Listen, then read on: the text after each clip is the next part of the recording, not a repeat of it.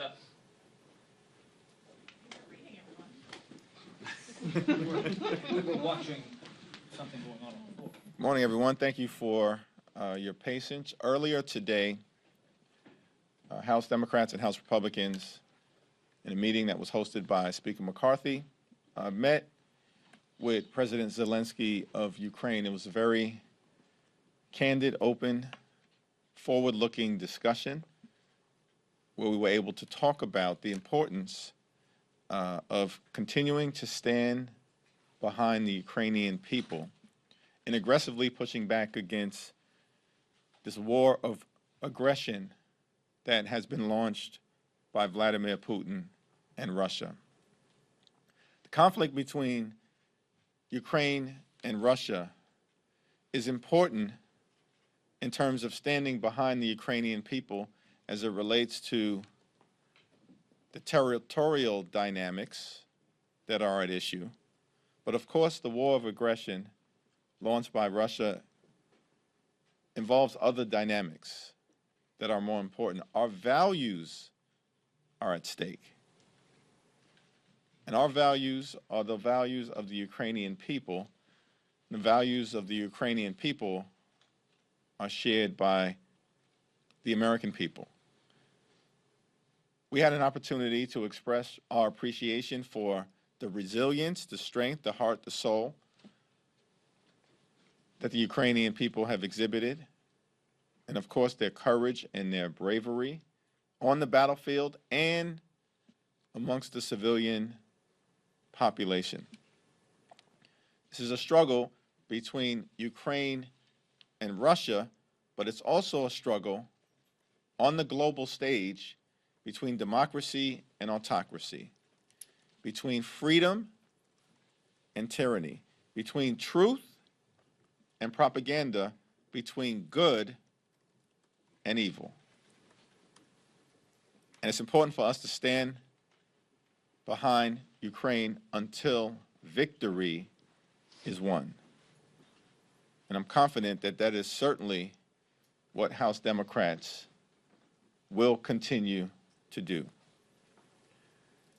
In that regard, in terms of us moving forward to meet the needs of the American people, both here and abroad, it's going to be incredibly important that we avoid a catastrophic, unnecessary Republican shutdown of government. There is a clear path to avoiding a shutdown.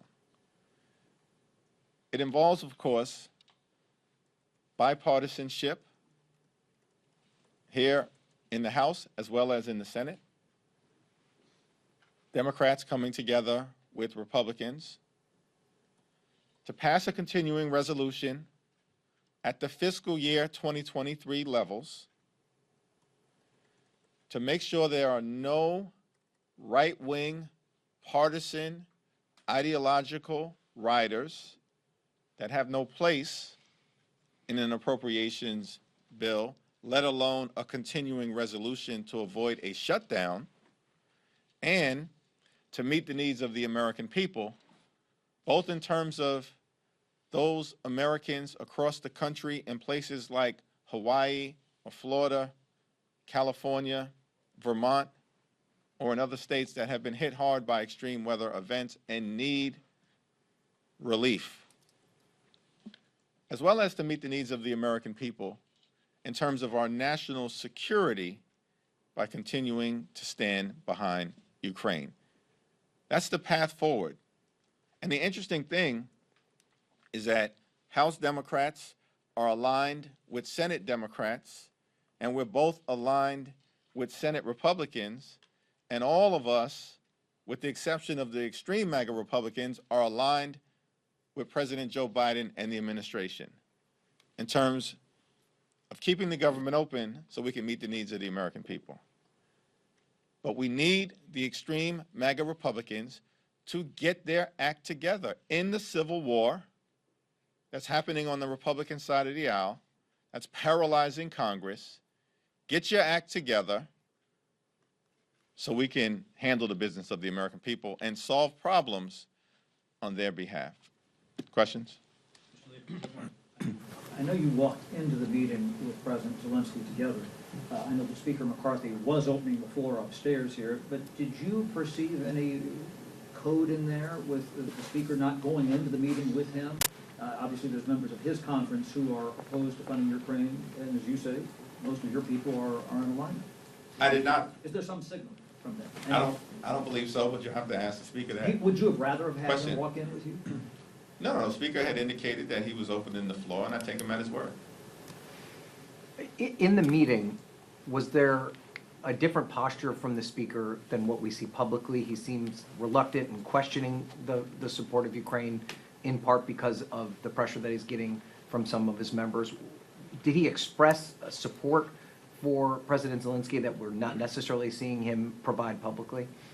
I answer the question that you have to ask the Speaker. You know, it's not my place to comment on anything that any Republican member of the House had to say to President Zelensky. They can characterize it themselves. We just saw the defense probes rule fail for the second time this week on the floor. What's your reaction to that chaos? House Republicans continue to be in the midst of a civil war. It's a civil war that is hurting the ability of the Congress to do the business of the American people and to solve problems on behalf of everyday Americans. And what's happening is that House Republicans continue to be held captive by the most extreme elements of their conference, and it's hurting the American people. And this is a serious matter. We are less than 8 days away from the government shutting down. Why are we in this position? It's because Republicans have chosen to walk away from a bipartisan agreement that they themselves negotiated. And more than 300 members of the United States House of Representatives supported, with a strong bipartisan majority in the Senate, signed into law by President Biden. Why are the American people facing down another manufactured GOP crisis? They need to end their civil war because it's hurting the American people. I'm not saying they all have to like each other, but we should be able to figure out a way to get the business of the American people done. A reckless Republican shutdown will hurt seniors, it'll hurt children, it'll hurt families, it'll hurt veterans, it'll hurt public education, it'll hurt public safety, it'll hurt military readiness, it will hurt morale of the federal government employees who are essential in helping to keep America moving forward in the right direction. Why are we even in this situation? It's because the extreme MAGA Republicans are determined to jam their radical right-wing ideology down the throats of the American people. We've seen this done before. The Republicans shut down the government partially twice in the 1990s. Why? Because they wanted to end Medicaid as we know it. Bill Clinton and Democrats to the rescue to stop that from happening. Same group of people, different version, in 2013, shut the government down for 14 days. Why? Again, jam their extreme right-wing ideology down the throats of the American people. In that instance, they wanted President Obama to repeal his signature legislative accomplishment, the Affordable Care Act, and throw 20 million people or so off the rolls and deprive them of health care, like we were going to agree to that ransom note. Once again, Democrats to the rescue. 2018 into 19, same thing. They shut the government down for 35 days. By the way, when the government shutdown began, Donald Trump was president. Republicans controlled the House and the Senate. In December of 2018, they shut themselves down. That's how much it's in their DNA. That time, what was the extreme ransom note? We want you to waste billions of dollars of taxpayer money to fund Trump's ineffective medieval border wall. Once again, we held firm, refused to pay their ransom note, and we were able to get the government reopened. Why are we going down this road again? We know how it's going to end. We're not paying a ransom note so you can jam your extreme ideology down the throats of the American people and hurt everyday Americans. We never have, and we never will. Go back to this side, sorry. Second row. If Congressman Matt Gaetz brings a resolution or a motion to vacate to the floor, as he suggested that he might, would Democrats consider joining with Republicans to protect Speaker McCarthy's speakership? We haven't given it a thought one way or the other because we're just focused right now on solving problems for the American people who have a whole host of challenges. We need to make America more affordable. We need to continue the progress that President Biden has enabled in building a healthy economy from the middle out and the bottom up. We need to continue to create better paying jobs for everyday Americans. There's a whole lot of things that we're trying to continue to work out. And so we're going to leave the gamesmanship and the brinksmanship to the other side of the aisle. When we as Democrats say we believe in putting people over politics, we actually mean it. And the American people are tired of the political gamesmanship, and that's all they see. So the notion that we should spend, one scintilla of time thinking about dealing with the chaos on the other side of the aisle should not be our focus when we're trying to resolve problems for the American people. What are your thoughts on Speaker McCarthy's decision to essentially deny Zelensky's request for a joint Justice Congress? Is that appropriate in your view?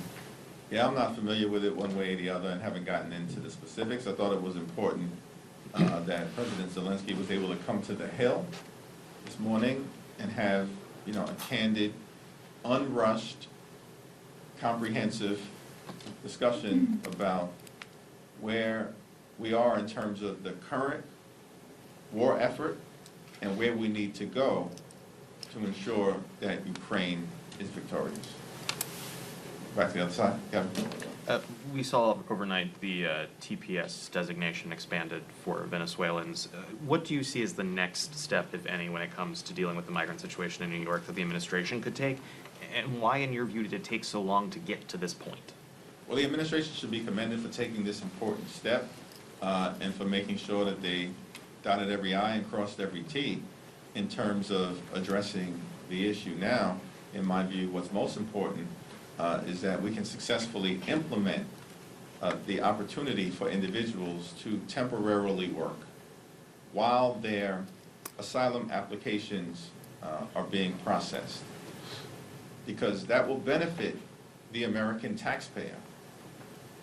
And the American taxpayer actually supports the notion that if individuals are here legally while they wait for their asylum applications to be processed, which is the case in New York City and in other parts of the country, they should be given the opportunity to work so they can provide for themselves and their families and relieve some of the strain that might otherwise exist in terms of the taxpayer.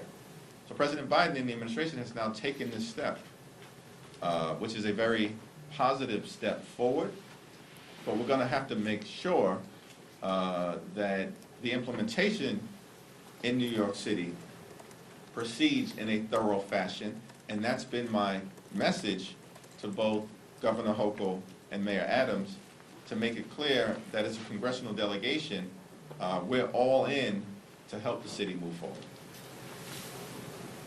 Chair Jayapal, speaking on the migrant crisis this week, she laid blame at the feet of Republicans. She said because they're talking about it so much, it kind of gives incentives for people to come over. I wonder, do you share these sentiments, and do you think it has any veracity? And as a follow-up, are you satisfied with the Biden administration's handling of immigration so far? I think the Biden administration is doing all that it can in that they inherited a broken system that needs to be fixed moving forward in a bipartisan way through comprehensive immigration reform and leaning in to strengthening the border in a manner consistent with our values, both as a nation of immigrants and as a nation anchored in the rule of law. Chair Jayapal is correct in the observation that while Republicans talk a lot about the challenges at the border, they've demonstrated no willingness to do anything from a public policy standpoint to relieve the challenges at the border. Exhibit A, the continuing resolution that Republicans presented this week would have cut the Department of Homeland Security by 8%. Are you kidding me? The same group that's lecturing us about inaction at the border actually wants to severely damage, through an 8% cut, the ability of the Department of Homeland Security to manage the border? That tells you all you need to know. Thank you, sir. On the CR, there was a CR a couple days ago on the Republican side. Now there's another one with more cuts. Democrats don't support it. It's dead on arrival at Senate. I'm wondering, do you feel as though they're wasting time? And what are the tangible steps of moving forward from this and actively, like, avoiding a shutdown or actually funding the government? You know, House Democrats have said from the very beginning that we want to find common ground with the other side of the aisle whenever and wherever possible. And we're ready, willing, and able to continue to do that.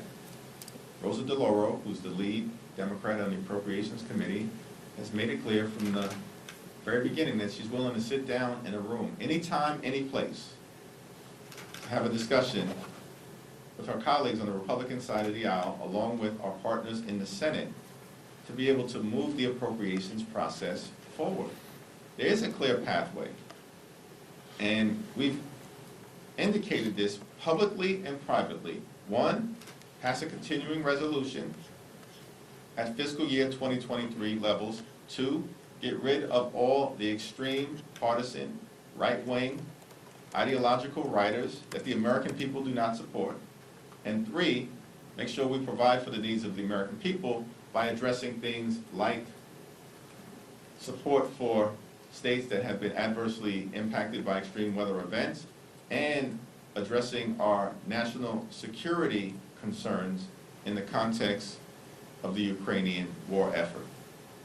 And if we were to do those things, we would create the condition where the Appropriations Committee members, led by Rosa on our side, can continue to have a four corners discussion about arriving at a spending agreement at the end of the year that meets the needs of the American people. This is not complicated, particularly when a bipartisan agreement was reached in May that the extreme MAGA Republicans themselves negotiated and that a majority of them voted for on the floor of the House of Representatives. Why are we here? So you feel that they're wasting time with bills that are not going to pass? It's a Latin phrase, res ipsa loquitur. It speaks for itself. If McCarthy were to do that, and his own party, members of his own party sought to oust him through the removal process, would you come to his rescue with votes? Well, Billy, as I indicated, there's no circumstance where that is something that we should even be contemplating at this point in time, one way or the other, because what's in front of us at the moment is resolving this manufactured, reckless Republican shutdown crisis. And that's going to be our continued focus. How do we convince enough Republicans on the other side of the aisle to abandon their extremists, adhere to the agreement that they themselves negotiated, so we can meet the health, the safety, and the economic well-being needs of the American people?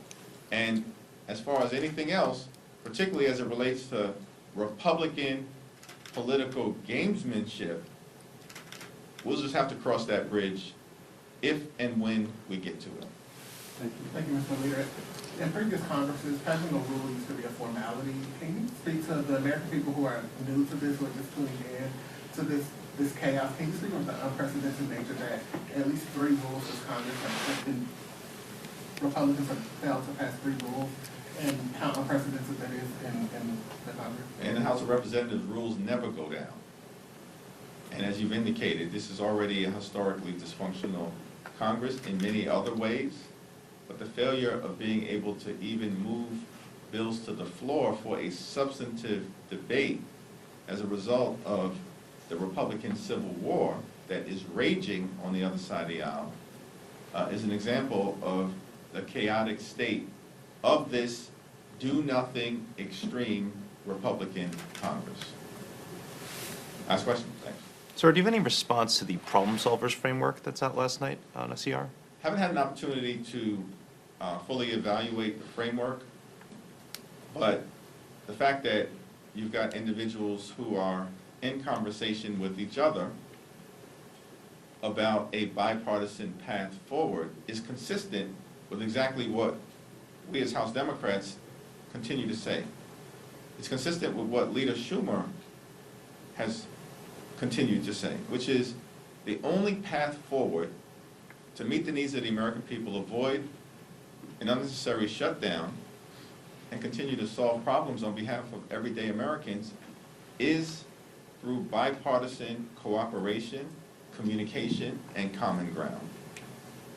In terms of the specifics of any proposals that may be put out into the public domain, including the one set forth as a framework, as I understand it, by the problem solvers, can't really comment on it because I haven't evaluated the specifics. Thank you, everyone. Thank you, Mr. Leader.